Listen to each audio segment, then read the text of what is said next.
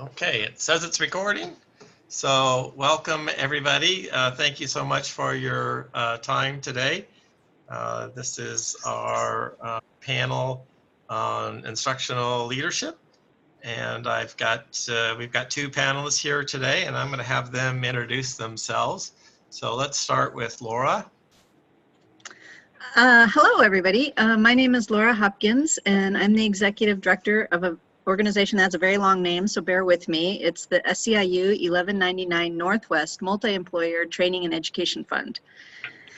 And we work with the 9 largest hospital systems in Washington State in order to provide training and education for their employees. Prior to that, my last job, prior to that, I was the vice president of instruction at South Seattle College. And my background, actually, I'm an airplane mechanic by trade, worked in the manufacturing sector for many years, and my love and passion is professional development or professional training for people in professional technical education. And I guess that's it. Thank you. Wendy? Yeah, hi everybody. First of all, I'm really sorry that I don't have video up. You can hear my voice, but you can't see my face, but it's wonderful to be here talking with everybody, or that you'll be watching. My name is Wendy Price. I'm currently the Senior Director for Workforce Planning, Diversity, and Inclusion at Seattle Children's Hospital.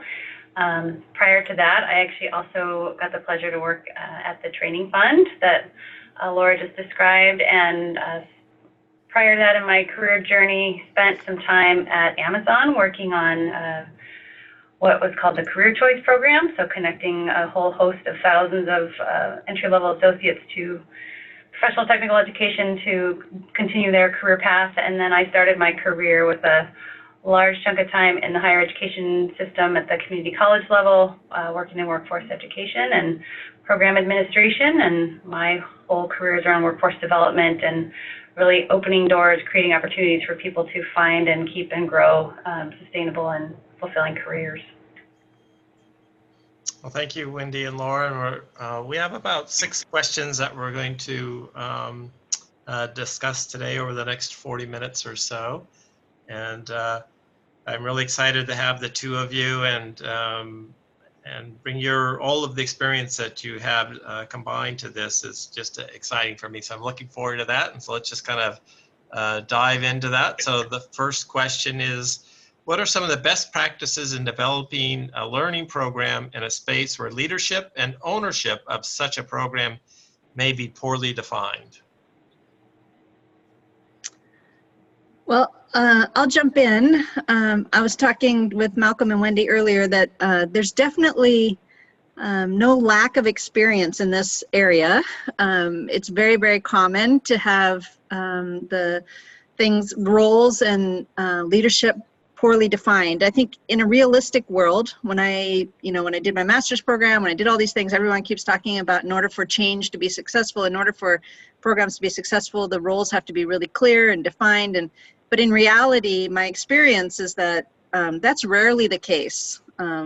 Majority of the time, there's actually a lack of definition, and somehow you have to struggle your way through it and still try to find solutions. But of course, the first step is to try to see if you can't get some definition, because there is a point at which, without some level of clarity, the project will fail. You won't be able to get a program up and running without some level of clarity. So there has to be sort of a balance maintained, where part of the time you're willing to work in the gray, but also being really clear about the areas where you have to have definition.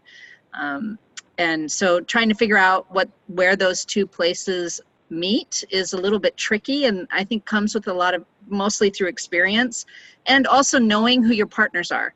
So if you already have faith and trust in your partners, you've already have an established relationship, that makes it a lot easier than somebody you don't know, or somebody who you may not have had such a positive experience with in the past. Then it becomes obviously far more important to have role clarity even more defined than other times.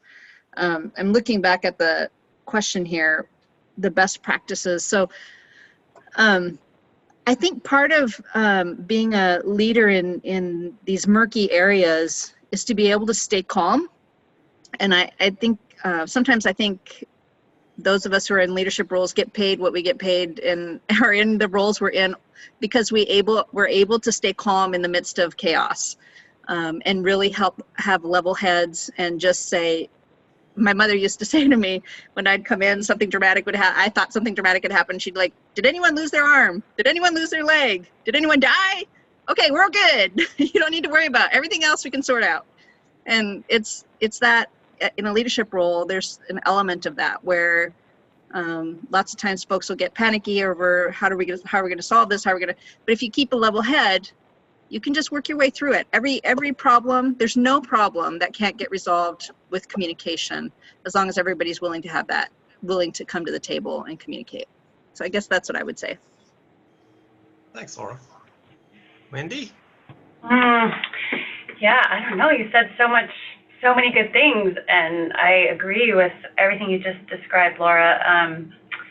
I think that it's also really important to, when things seem murky and less defined, that it's really important to understand what the ultimate impact you're trying to make is. Just always go back to what's the ultimate impact and what's the overarching goal of whatever program you're building, growing, setting up, putting into place. And if there's common agreement on the impact and the goal, then you can work the other role. You can work on role clarity, and you can move through those conversations to get to clarity, to get to really clear definitions. And Laura mentioned partners, so aligning your key stakeholders and partners who all have a stake in that goal.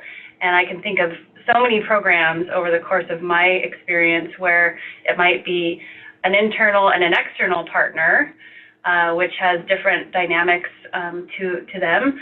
And then there's also all kinds of internal partners just in the organization you're working in. You might have to get people to align with what the overarching vision is, and then bring people back to what the definition of that program needs to look like. And then developing key messages so that people, why it's important, why is the program important, who's gonna be impacted, how is it gonna move the agenda forward. So I have lots of examples if people are interested in tangible examples, but I definitely feel like just going back to impact and the goal and everybody being on the same page is important. Terrific. Thanks so much. And really heard some commonalities between the two of your answers around kind of getting to the root of what you're trying to get done, and understanding who's doing what, but also acknowledging that more often than not, these things are murky, and that kind of getting in front of that at the beginning is maybe a good strategy. Thank you. Yeah, Malcolm, one more comment. This is Wendy. When Laura was sharing what her mom used to say, it just resonated, because actually when we were setting up things with career choice at Amazon, things would get tense. It was very intense, and we would sometimes just go back to, this isn't brain surgery. So we're not operating on anybody's brain right now. Right. But now that I'm at Children's, I can't really use that analogy anymore. So sometimes it is brain surgery, and but you do have to stay calm. That's a great message. I think just on a little bit of a side note, I know that in practical mindset, that any kind of an emergency, you see the EMTs and the flight attendants on an airplane, that that's part of the training, is that people are looking to you to see if they should panic or not, and if those leaders are staying calm, then it helps calm everybody down. So I think that's a good way to look at it. Okay, moving on to the next question. How does the use of theory, adult education theory or student development theory, help you to connect with individuals you lead who have minority or underrepresented identities? Well, I think that, there's a lot of adult education theory and there's a lot of student development theory, so that's pretty big. But if I had to kind of zoom in on one element, I think I would focus in on inclusivity. You know, one of the overarching elements in both adult learning and in student development theory is really about how to make room for every individual in a classroom, and how to make sure that their voices are able to be heard, and that you're able to see them and connect direct, you know, with them, with their needs and what they're bringing to the room. And it's not just about me as a teacher, this is how I teach, and the rest of you all got to figure it out. It's not that, right? As a teacher, part of our responsibility is to make sure that we're showing up in a way that allows the students to bring their individual selves to the room and to be seen and to be heard. And I think, you know, that as a leader, it's so important to make room for all the voices, and especially people who might be differing backgrounds from your own, differing race, ethnicity, all those different things, and making sure that there is opportunity for people to have their voice heard. And so what that requires is for you to actually make room, whether it be verbal or written, or, you know, have different formats in which people can provide feedback and provide input. So it's not just a one-way communication, this is how we do it. Making sure that you have a relationship. I mean, at the end of the day, your success in leading comes down to your relationships with your people. So if the people who are reporting to you feel seen and heard and acknowledged, and you know, even if you have differences, if you can really acknowledge and say, I hear what you're saying, and this is what I really think we need to go do, so we're going to go do X, Y, and Z. But to have that relationship with them is really what it all comes down to, and where they then, and for you to understand your people and knowing this is how this person can receive information best, and this is how this person receives information best. And, you know, there's only so much you can do. So it's not, you can't just spend all your time worrying about all of that, but it is about relationships. At the end of the day, I really think leadership comes down to that piece around having solid, good relationships with the people who report to you. Thank you. Yeah, this is Wendy. That's a great question, and I echo a lot of what you just shared, Laura. I am a white woman, and I lead a really diverse team here at Children's we are working on team development, workforce development, and diversity and inclusion initiatives across the organization. So I've been spending a lot of time thinking about how to create an environment where people feel seen, heard, included, accepted, supported. And we talk a lot about the experience of minoritized identities, acknowledging privileges. So I often start meetings by acknowledging that I'm a white woman. I have positional power. I have racial power. So that's just when I walk into a room, understanding that, and then being just open. So for us, it starts with a lot of those acknowledgments and conversations. We create space for where folks are at and different topics that we're talking about together. We actually have, for every team meeting, we take just a few minutes and take some space and some quiet, a little bit of kind of quiet meditation, and then share where we're at. And we have a respect and openness for people's different experiences in the workplace, in their life, what led them to this place. We talk a lot about being curious about differences. And then just to echo what Laura was saying, you just need to really be committed to being a great listener and to be really open-minded. And then, you know, for us, we also talk about, we strategize on how messages might be delivered across the organization, and who might be better positioned to really connect with either a team or the workforce or a group, and based on where we're coming from. And so we talk a lot about identity and how to leverage our different experiences to create a really inclusive place. Thank you, Laura and Wendy, for those comments. And really, appreciate that. I always enjoy having these kinds of conversations because I'm constantly learning from this, and I just, again, appreciate your contributions here and learning about how that you share, Wendy, about privilege and power to maybe start meetings and set the tone that way, and Laura, you making room for all voices and really kind of focusing on relationships and how to build the trust associated with that, and the listening so that all voices are able to be heard and acknowledged. So just thank you so much again for sharing that.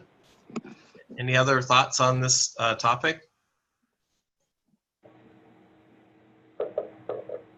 Well, this is Wendy, would share, I think it may also fit in a latter question, but for us sort of organizationally at Children's, really are moving toward consistently asking the question of how project teams are created, how strategy teams are created, how work groups are formed, and constantly asking the question of who's at the table and who's missing from the table.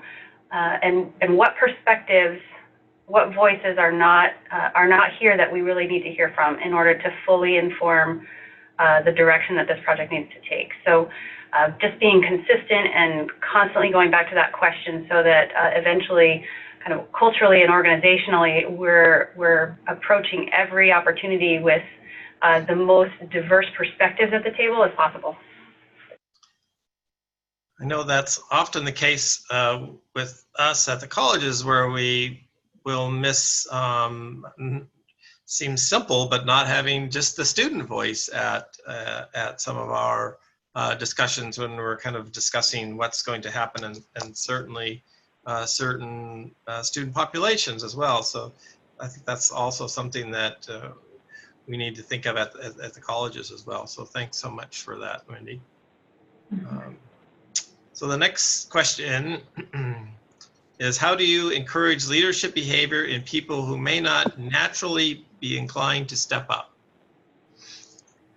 And this is Laura. I'm sorry, I had to go offline for just a minute here, but I think that is a really tough question. Trying to support people when they don't want to participate. But I think, it really comes down to getting them inspired with the mission of whatever it is that you're doing, whatever the piece of work is, and hopefully finding out what about this work inspires them in any way, and trying to figure out what their skills and their strengths are that can support the work. So again, comes back to relationship building, really knowing your people and having honest conversations. And to be frank, I've had people where we've had conversations where at the end of the day, they came to realize they don't even like this work and they chose to move on to other work. And I think that's a really trusting that my solution or what I want to see may not be the right answer. It may be that they have their own, they have a bigger picture, and I have to trust that they, whatever, if they're taking care of themselves, that it will all ultimately be to the benefit of the organization, and that we'll find somebody who is a better fit for the organization if that's the way that it needs to be. Say, Laura, we lost the video of you, just so you know. Okay, I'm coming back just a second here. Okay. Wendy? Yeah, I appreciate this question. Being someone who has kind of over the years identified with being sort of a reluctant leader, and in many instances have held back.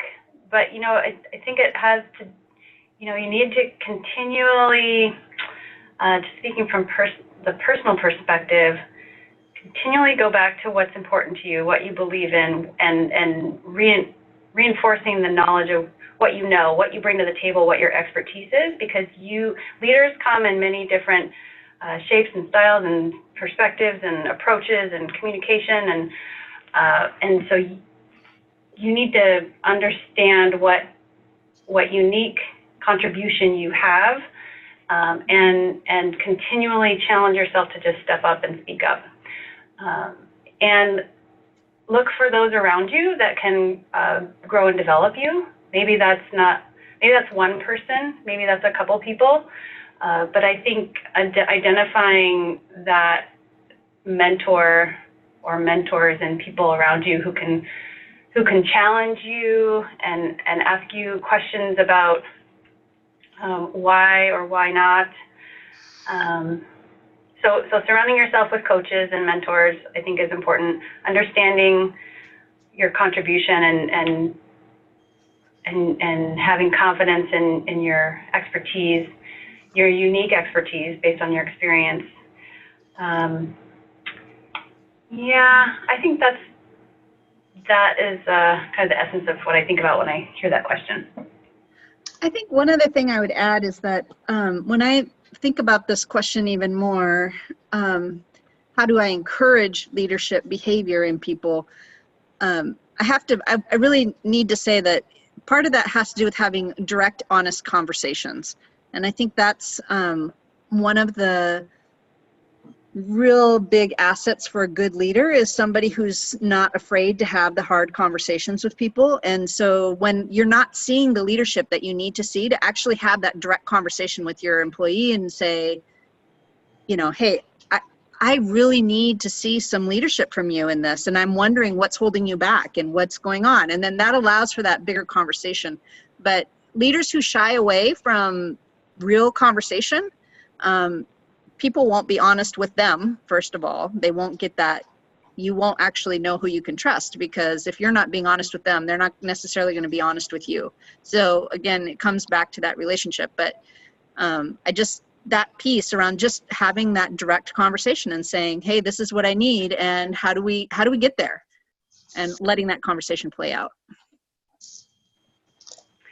Yeah, Laura, I would echo that too. You were reading my mind as well, and you had mentioned, you know, igniting what people are passionate about, and figuring out exploring what's in people's way. You know, what's holding you back, and how can we support you to move beyond that, or to get those things out of your way. And direct communication and feedback, and being courageous enough to give good feedback and be open to the responses are key. Yeah, figuring out what the organization. I mean, there have been times where in conversations, then I've been able to go to, oh, well, we can do that, whatever it is, X, Y, and Z. And there have been other times where I've had to say, yeah, we're not going to be able to do that. So you have to make some choices around whether you want to, you know, if you're going to just accept where we're at and continue and move forward, or if you're going to make a choice to move on. Again, thank you, the two, so much for your sharing on this question. You know, building trust and relationships, and those kind of honest conversations, and not shying away from those. I know also one of my tactics in this area is around you know, giving people permission to be a leader, and kind of tell them that actually that's my expectation, is that you will step up, and that I trust your leadership, and I ask you to lean into this, and if something doesn't go right, it's okay. You know, we'll deal with it together, but take those chances, take those risks, and I'll back you up if things don't go right, and kind of build that trust, so they trust you that you will back them up if kind of things don't go right. But kind of giving people that permission to go out there and be a leader, and that you see that in them. And I've had some success with doing that. That's one of my tactics around that. That's great. Okay, let's see. Any other discussions on trying to get those kind of folks that you might see leadership skills in to step up, or? Not that I can think of. Well, I can tell you, I've seen both of you operate over time, and I know one of the things that I'm not sure I've heard either one of you say, but you're pretty good about finding good talent out there, and then asking those folks to come work for you, and to come join your your organization. I think that's another one to do to kind of convince people to kind of step up and come join me and trust. And I've seen the both of you do that. And I think that's another good leadership skill that both of you have that help you develop your team. Yeah, thanks for saying that, Malcolm. I agree with you. And the other thing I think about too is creating opportunities for people to step into leadership behavior. I think of early on, in my career, I was given the chance to go to conferences and, present in a breakout session, and those opportunities just, they're learning and you get to grow, and just creating opportunities for people to have that experience, and then make mistakes and learn and get feedback, and so creating space and tables and chances for people to test out those leadership skills, and having the support to develop along the way.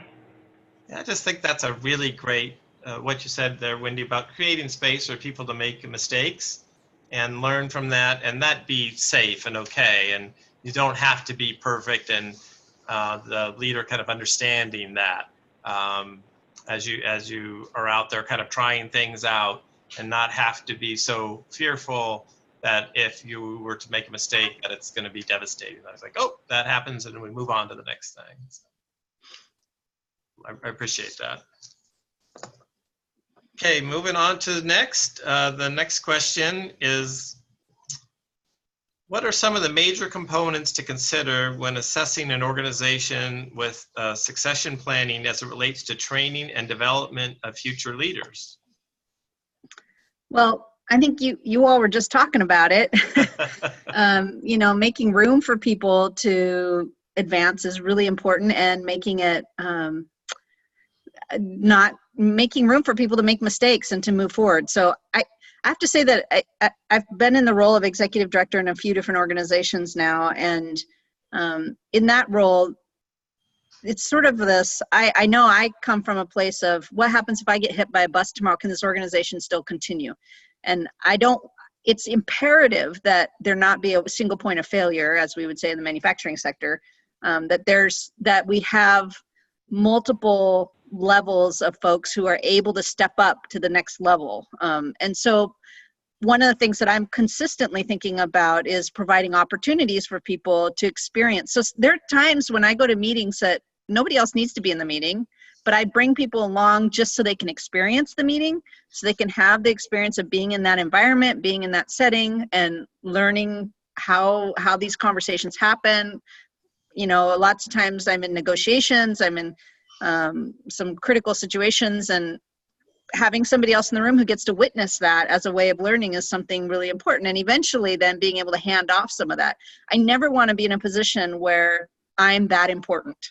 And what I mean by that is I know that I have a key role to play, and the executive director always has a fundamental decision-making role to play, but an organization should never be fully reliant on any single person. And so making sure that creating the opportunities, not just at my level, but also at other levels, inviting people to participate even in conferences and building relationships. Because actually, again, as I keep coming back to the relationship thing, a lot of business gets done based on who you know. And so it's important that I'm not the only one who knows those people, that somebody else can pick up the phone, or somebody else can shoot out an email and have a conversation and keep things moving if something were to happen. So there's this, in addition to, just me getting hit by a bus or something, there's also the overall knowing that people will be retiring out of the system. How do we make sure that we've got the next people prepared to step up? And so really trying to work with folks to understand where they're trying to go. I mean, we have right now in our organization, we have a position that we've been looking at. And the first thing we did was we went to the people who are sort of in a lower hierarchical position and started conversations with them and saying, are any of you potentially interested in this? And can we help you prepare? Like, do you want to step in as an interim to see what it's like? Do you want to figure that out? Can we help support you in that? And I think, trying to figure out how internally to develop that, the desire to step up into higher positions too is something that we try to focus on. Thank you.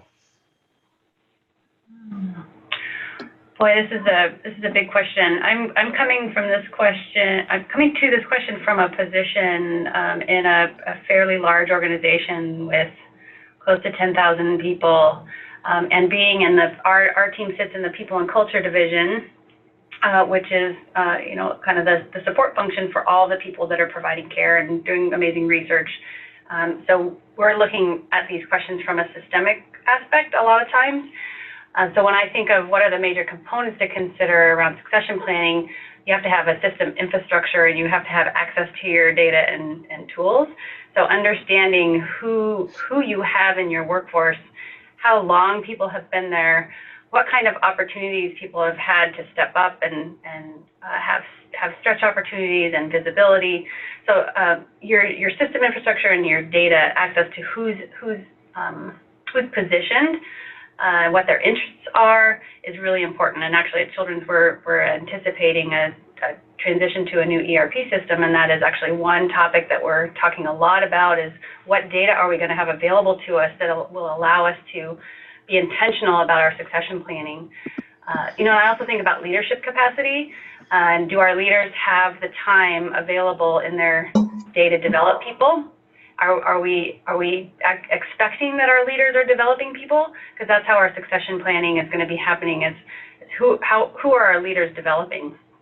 And then if we need to develop leaders to develop people, we need training capacity. So do we have enough training across the organization to develop leaders to develop their people? So we think about our training capacity, and then just tools and resources for people to work on that every day. And we're thinking a lot about our evaluation process, and I think a lot of organizations are really looking at their evaluation process. We're considering kind of revamping that, and instead of one time a year having a conversation with your leader about your development and your goals and what you want to work on, switching that paradigm to having that be those ongoing conversations all year long. So there's not just one time that you're having a goals conversation and kind of checking in on that and evaluating your progress towards your goals, but that's just an ongoing development culture that we're setting.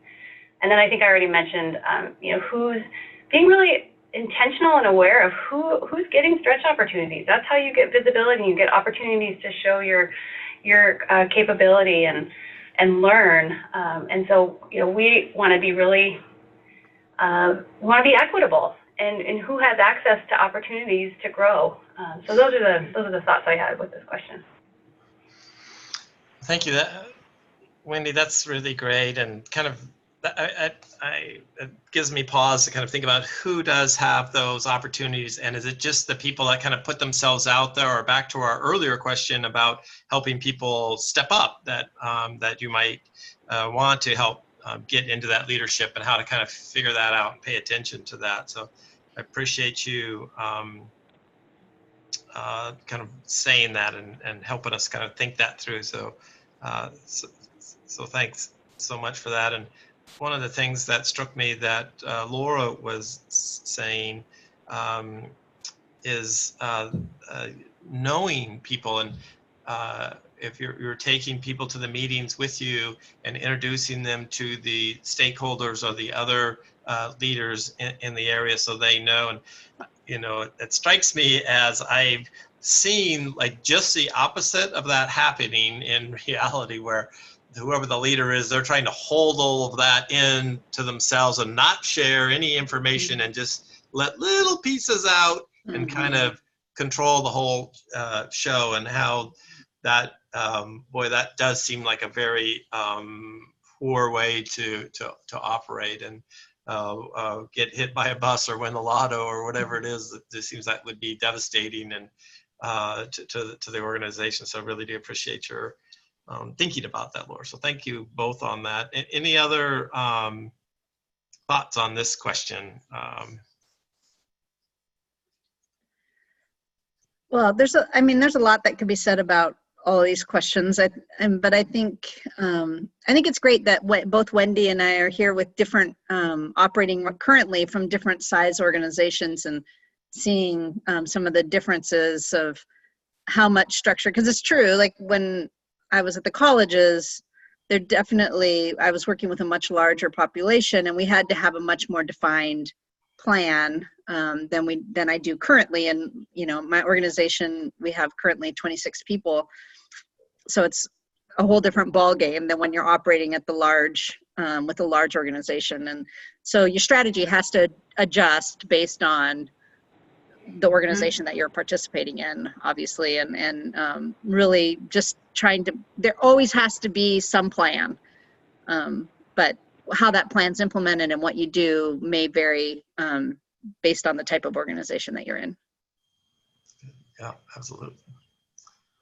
All right, so on to the next question. So in the case of equity in the corporate and educational setting, what efforts or current practices are being utilized for people of color, women of color, and LGBTQIA identified folks to succeed in the workplace and in school? Well, I think fundamentally there's an effort to be more inclusive. So I know that whether it be whether we're in a meeting or whether we're hiring or whatever the setting is, we have that conversation that Wendy mentioned earlier, like who's not represented in this room. And so that conversation, I can tell you, having now been in the workforce for a very long time, did not used to happen. And now that conversation is happening more and more in workplaces where we're trying to have that conversation and saying, you know, is there someone's voice who isn't being heard? And if so, how can we get their voice in this room? Is there some way for us to do that? And so I think that is a very significant shift that's happened. And I would actually just say over the last 10 years, and that shift has really taken on a bigger drive. So again, it's a huge question. There's a lot of ways I could answer this, but I think that piece of just being aware and asking those questions and trying to make sure that we have representation from everybody's voice is really significant.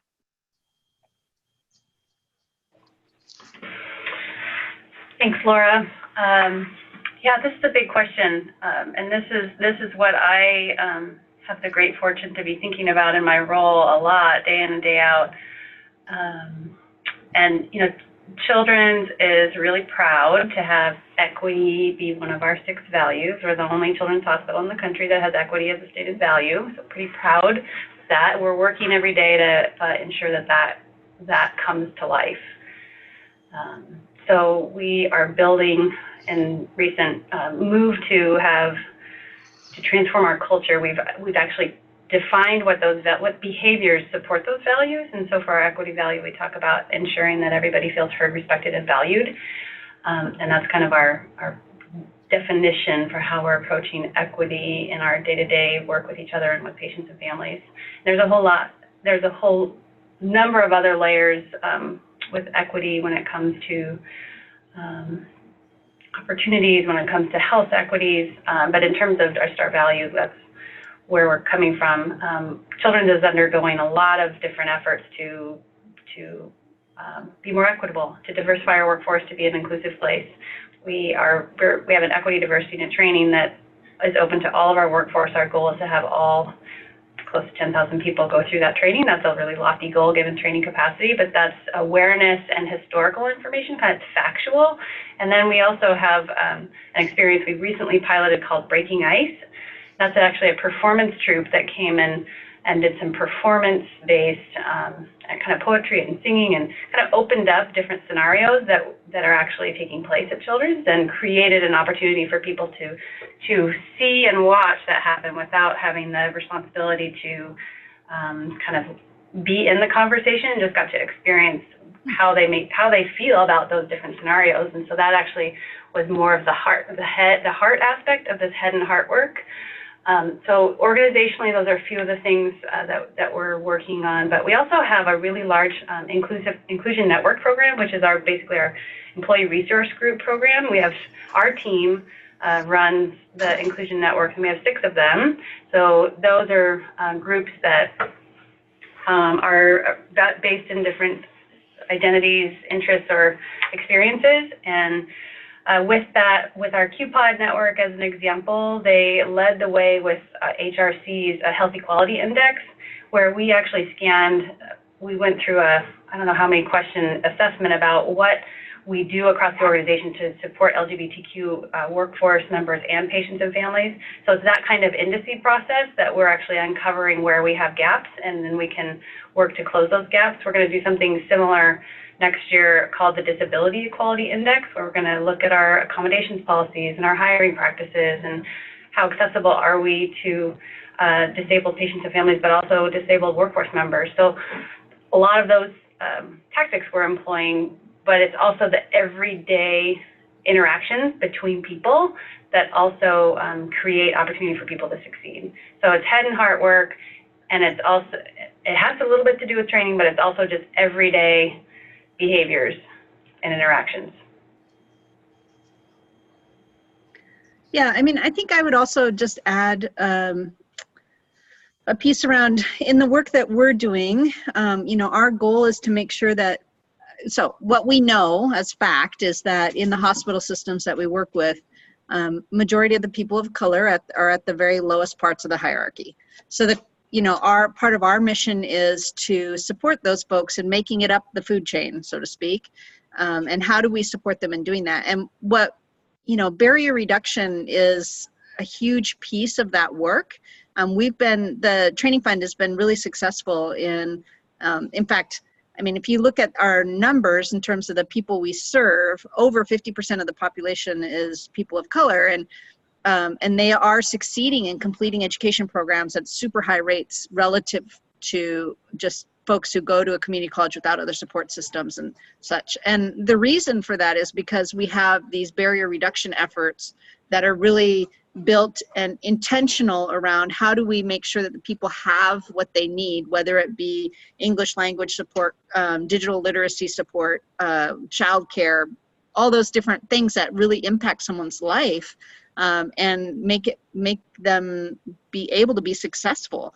If they're an immigrant, they don't have family necessarily around to help watch their children. So somehow some of their children have to be cared for in order for them to be able to go to work and to be able to go to school. And I mean, it's those very fundamental things that really make a difference. You know, and when we talk about, you know, those of us with white privilege, there are things that we have that we are sort of givens that not everybody else has. And so how do we try to level set that playing field more so that everyone can operate from a more common ground? And so that's a big part of the efforts, is to really figure out what are the barriers and how do we reduce them.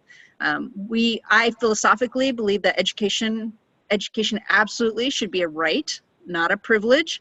And in order for it to be a right, that means that the barriers have to be removed for people to be able to actually access that education. And that number one is cost, right? So the biggest barrier to education is cost. So at the Training Fund, we try to remove that factor. Beyond that, then, okay, you get the cost covered. What are the other barriers that are keeping someone from getting an education? Let's think about those. How do we reduce those barriers? And that's our goal. Wow, very powerful. Thank you, Laura, for that. And Wendy, I appreciate your story. I want to see the breaking ice performance. How do I get a ticket?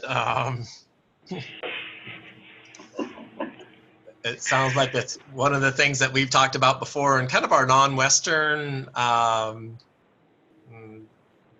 educational pieces, is that kind of dance and that kinesthetic and feeling that without, so I'm very intrigued and interested to hear more about that and maybe see that. And I liked your discussion around head and heart. So again, thanks so much for sharing that. And Laura, of course, that barrier reduction and thinking about costs, and you know, I could feel the passion from your speech there and how much you care about that. So again, I appreciate you sharing that. That just helps me personally think about my own, you know, privilege and power that I have, and have to kind of continue to, you know, put that out there in front as we move through and do this work in the education area. So again, thank you to the both of you for your leadership in this area.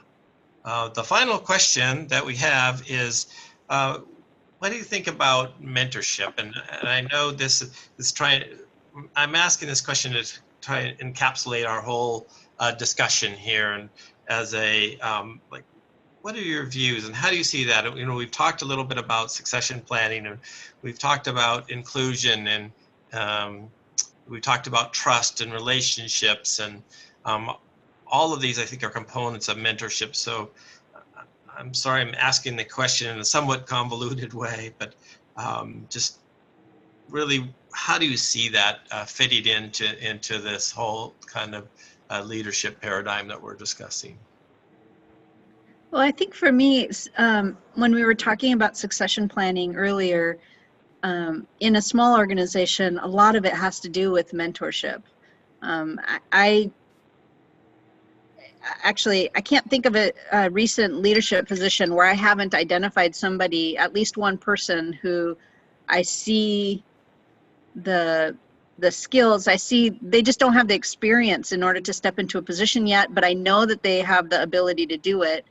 And so trying to find ways to facilitate mentoring them, and that mentorship might not even be, you know, so there's the formal structured mentor relationship where you actually, we have a formal conversation and say, would you like to be my mentor? Or I'd like you to, are you interested in being a mentee, and having that. And then there's the other type of mentorship, which is more informal, where you're, at least from my perspective, I'm trying to set up, and actually the biggest thing I'm trying to do is help people trust themselves. And I think when I can see that they have the leadership skills, and I'm really proud that, like, the last organization where I was executive director of, I was able to hand that off to a woman of color, somebody who I specifically went out, found somebody who I saw leadership skills in, brought her into the organization as an associate director, worked with her, brought her into meetings, developed relationships with people, and handed the organization off to her. Like, here, you are capable of doing this. Look, I don't have any special skills that you don't have. You can learn this too. And so that piece, for me, has been really important just in my own, I feel good about that work. I feel super grateful that I have the opportunity to do that, and want to be able to continue doing that type of work. Thank you. That's a great response. Mentorship is important. I've been fortunate to have a few key mentors along the way, just personally, and has made all the difference in considering options, understanding kind of undiscovered skills in myself. So just personally, I've really benefited from mentors in my life. When I started at Children's, one of the first things on my onboarding plan was to find a mentor. And, great, absolutely important. I was brand new in a large organization. I didn't know anybody here. It was really kind of daunting to think about going and finding a mentor, figuring out how to do that. So I think that's part of the struggle, is to find who that person is for you, or connect your team to who the right mentor is for them. Because connection and chemistry is also important when you're talking about mentorship. So I think who does that work with you is key. And Laura mentioned formal mentorship programs. We don't have a formal mentorship program here, but I know that people are hungry for that. People want to talk to somebody. That we have lots of online resources, but people really do want to talk to somebody that can support their development. So we're having ongoing conversations about what that might look like for as a formal approach. But even just connecting people, suggesting who might be a possible mentor, so people know where to start, and offering to be that mentor for someone that's looking to grow. Those are some of my thoughts on mentorship. I'll just add, Malcolm, since you're here, you've been a mentor to me over the years, and so I've also seen and experienced that element directly from you, where coming into an organization that I was brand new into, and you were in a leadership role, and really feeling, I guess, like you took me under your wing a little bit and helped me figure out how to navigate the system there when I was new and I could have easily gotten shot down. And you were helping me to figure out the system. And I'm very grateful because that has made a huge difference in my life. Well, Laura, I have to echo that as well. And just to acknowledge, Malcolm, you've also been a pretty significant mentor to me. And I'll have to say, I don't know that I would have taken the step to get my master's degree without your mentorship and your support. So that's made a huge difference for me in many ways. So thank you. Well, really, I owe the two of you thanks, and that you continue. And this conversation is, I continue to learn from you, and I just feel so fortunate to have a relationship with the two of you where I continue to learn from you. And just thank you so much for that. I just on the kind of mentorship thing, and one of the things I just wanted to say is what I think I've heard you all saying was, not only reach out and spend some energy trying to find a mentor for yourself if you're kind of new, but also, reach back to those others and offer yourself out to be a mentor. And that doesn't take that much. And if you find somebody that you're willing to, try to help out, that let people know that you're okay to try and help them. And, it's kind of like everybody moves along the chain, and there's always somebody that you can help. So that's always been very gratifying. And I feel like I've always gained more from the people that I've worked with in the past than they've gained from me, which is the case certainly with the two of you. So again, thanks both of you. But I think, is there any last statements, or I think we're a bit over time now, but if there's anything else you'd like to say to wrap things up? I don't think I have anything. Just thank you for the opportunity. And yeah, to all the students in the room, take advantage of Malcolm. He's got a wealth of experience under his belt, and I've seen him at work, and he's definitely somebody to learn from. Yeah, I would agree with that wholeheartedly. And thanks, Malcolm, for the opportunity. I love these conversations. I also learn something from the two of you every time we talk. And I would just offer my own. I'm open to be contacted. Feel free to reach out to me. Malcolm has my contact information. Would be glad to have a conversation with folks. So good luck. Thank you. Terrific. Thank you, Wendy. Going to